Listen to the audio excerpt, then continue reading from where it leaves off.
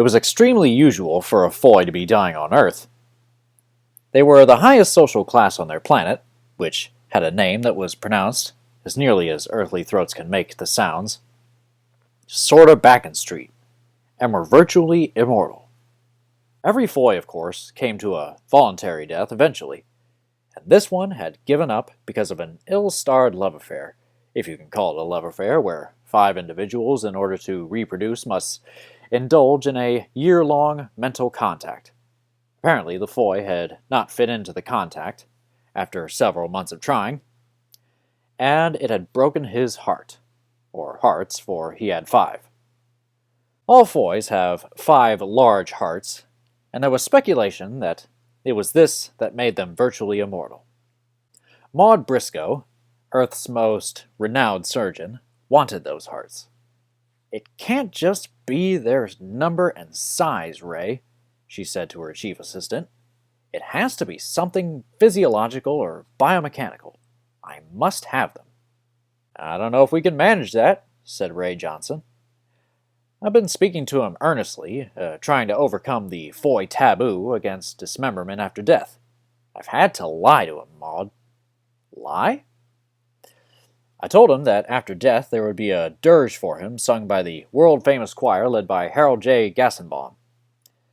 I told him that, by earthly belief, this would mean that his astral essence would be instantaneously wafted back through hyperspace to his home planet of sort of what's-his-name, provided he would sign a release allowing you, Maud, to have his hearts for scientific investigation." "Don't tell me he believed that."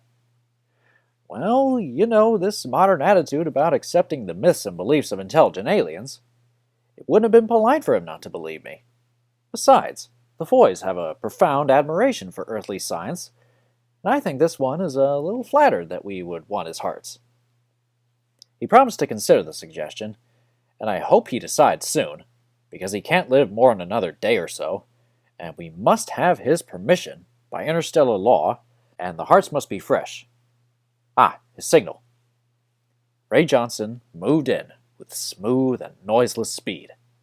"Yes," he whispered unobtrusively, turning on the holographic recording device in case the Foy wished to grant permission.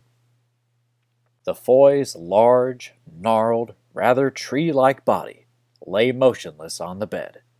His bulging eyes palpitated, all 5 of them, as they rose, each on its stalk, and turned toward Ray. The Foy's voice had a strange tone, and the lipless edges of his open, round mouth did not move. But the words formed perfectly.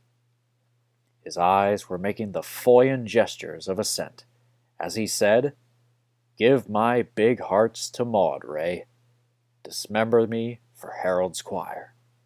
Tell all the Foys on sorta Backen Street that I will soon be there."